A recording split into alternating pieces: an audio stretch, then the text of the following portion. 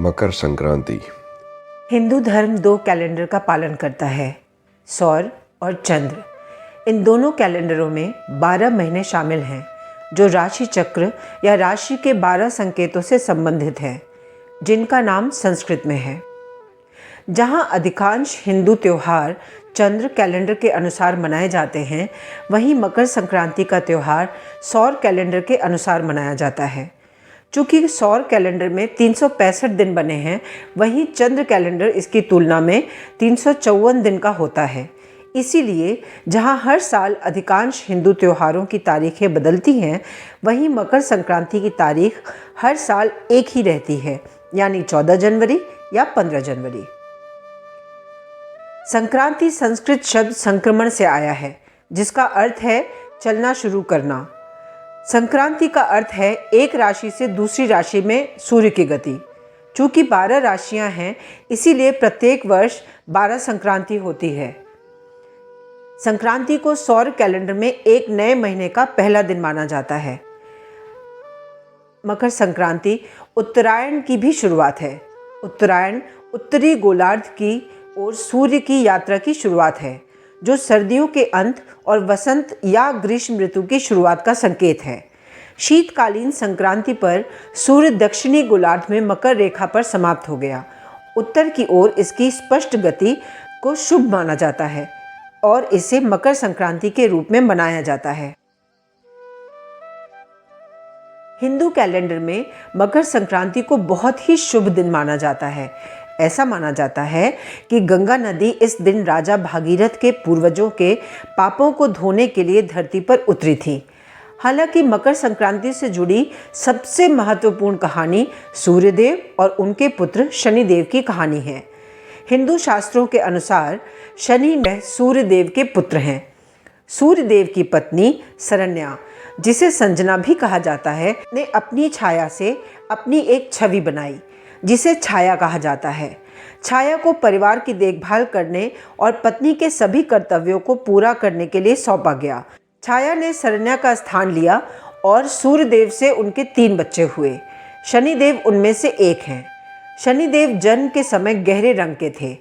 सूर्यदेव जो उज्जवल और प्रतिभाशाली थे, उन्हें विश्वास नहीं हो रहा था कि उनका पुत्र सांवली त्वचा वाला और सुस्त हो सकता है।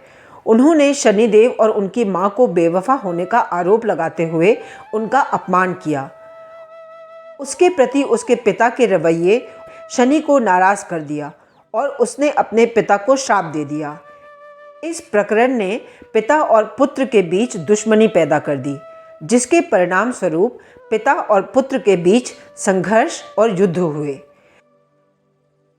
सूर्यदेव के सबसे बड़े पुत्र यम ने युद्धरत पिता और पुत्र के बीच मध्यस्थ की भूमिका निभाई और सूर्यदेव और शनिदेव को अतीत और उनके मतभेदों को भुलाकर और उनके रिश्तों को सुधारने के लिए मना लिया।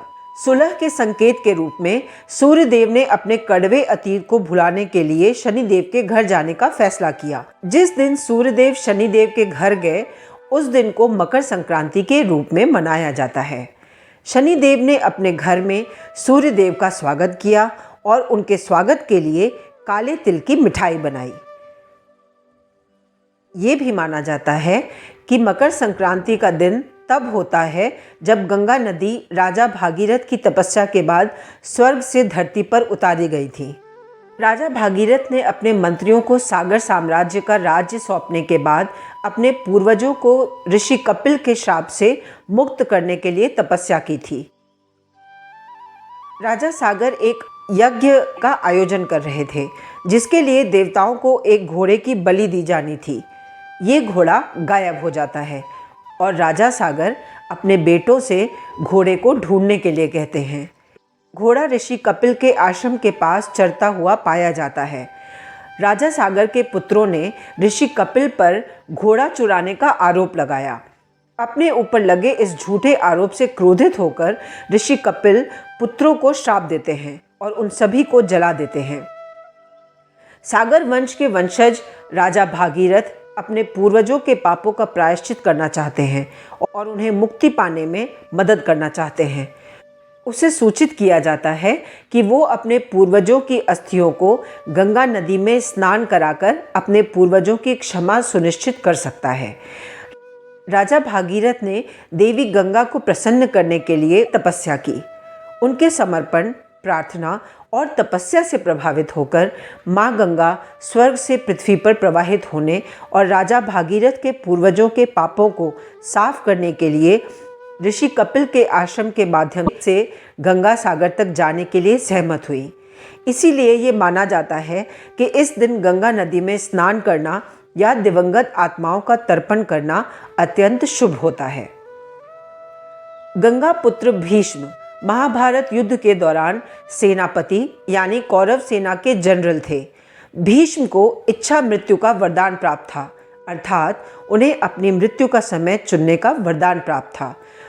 कुरुक्षेत्र में युद्ध के मैदान में कई बाणों से छेदने के बाद भीष्म ने सूर्य की प्रतीक्षा की। अपने नश्वर शरीर को छोड़ने के लिए भीष्म ने सूर्य की उत्तरायण की ओर अपनी यात्रा शुरू करने के लिए प्रतीक्षा की। ऐसा माना जाता है कि इस दौरान शरीर छोड़ने से आत्मा को मुक्ति मिलती है। मकर संक्रांति पर मिठाई बनाने के लिए और दिवंगत पूर्वजों के तर्पण में काले तिल का उपयोग क्यों किया जाता है, इसकी कहानियों के लिए सूर्य और उनके पुत्र शनि के बीच अशांत संबंधों की कहानी, इसकी कहानी बताते हुए वीडियो पर क्लिक करें।